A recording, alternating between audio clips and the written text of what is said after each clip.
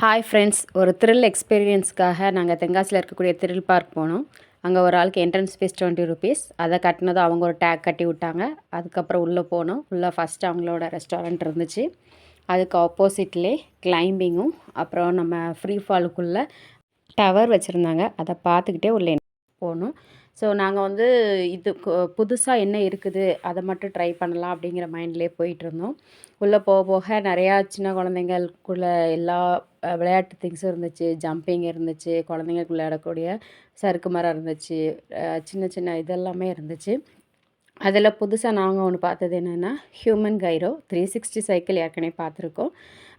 Plus அதை பார்த்துட்டே போனதுக்கப்புறம் மேலே ஒரு புதுசாக ஒரு விஷயம் என்னென்னு நோட் பண்ணோன்னா, ஜிப் சைக்கிள். இது வரைக்கும் நாங்கள் அதில் பண்ணது கிடையாது. தனஸ்ரீ இது வரைக்கும் அதில் போனது கிடையாது. ஸோ அது போகலாம் அப்படிங்கக்கூடிய மைண்ட் செட்டோடே போனோம். போயிட்டு அதுக்கப்புறம் அது சைடில் பார்க்கும்போது விர்ச்சுவல் ரியாலிட்டி இருந்துச்சு, ஏரோ இருந்துச்சு. ஸோ இதெல்லாமே என்ட்ரன்ஸ்லேயே வச்சுருக்காங்க. அதுக்கப்புறம் பக்கத்துலேயே ஐ லவ் தென்காசி அப்படிங்கிறத ஒரு செட்டிங் செஞ்சு வச்சுருக்காங்க. அதில் போயிட்டு 2 ஃபோட்டோ கிளிக் பண்ணிவிட்டு அப்புறம் உள்ளே என்ட்ரி ஆனோம். அங்கே குழந்தைங்களுக்கான கேம்ஸ் நிறையா இருந்துச்சு. அதையெல்லாம் பார்த்துட்டு போய்கிட்டு இருந்தோம். அதே போல் இந்த மாதிரி டயர்ஸ் எல்லாம் தொங்க போட்டு அவங்க ஏறுறது அந்த கிளைம்பிங் வந்து ப்ராக்டிஸ் கொடுப்பாங்க. அது ஆல்ரெடி தனஸ்ரீ வந்து மிலிட்ரி கேம்ப்லேயே பண்ணிட்டனால அது வேண்டான்னு சொல்லிட்டோம். அப்புறம் நாங்கள் ரொம்ப ஆசைப்பட்டது என்ன, ராக்கெட் எஜெக்டார். பட் அவள் சின்ன குழந்தைங்கனால அதை அலோவ் பண்ணலை. அப்புறம் நாங்கள் வந்து போயிட்டு என்னென்ன ஜிப் சைக்கிள் அந்த மாதிரி கொஞ்சம் டிஃப்ரெண்ட்டாக இருக்கிறத ட்ரை பண்ணுறதுக்காக டோக்கன் வாங்கினோம். டோக்கன் வாங்கிட்டு அவளை ரெடி பண்ணாங்க. ரெடி பண்ணிவிட்டு அவளுக்கு வந்து ஜிப் சைக்கிளில் அனுப்புனாங்க. அவளுக்கு தேவையான எல்லா கைடன்ஸையும் கொடுத்தாங்க. நல்லா சேஃப்டி மெஷர்ஸ் எல்லாத்தையும் போட்டு விட்டாங்க. அவங்க சொன்ன ஒரே இது, கீப் கோயிங், எந்த இடத்துலையும் நிற்கக்கூடாது, சைக்கிளை பெடல் பண்ணிவிட்டு ஸ்ட்ரைட்டாக பார்த்துட்டு போங்க அப்படின்னு சொன்னாங்க. நாங்கள் இங்கேருந்து அங்கே வர போகிறதுக்கு மட்டும்தான் அலோடுன்னு நினச்சோம். பட் அவங்க என்ன செஞ்சாங்கன்னா, அங்கே போயிட்டு ரிட்டனும் அனுப்பி வச்சாங்க.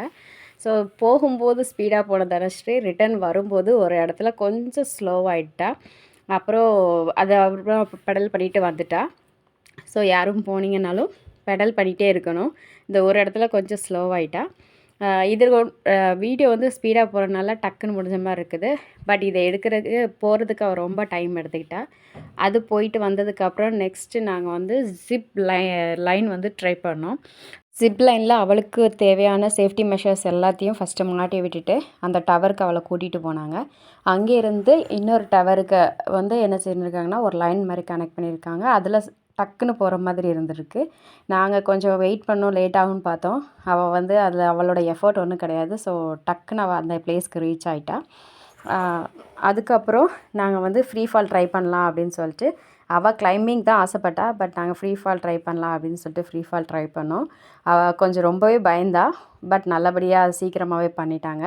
ஸோ சேஃப்டியாக ரீச் ஆகிட்டா.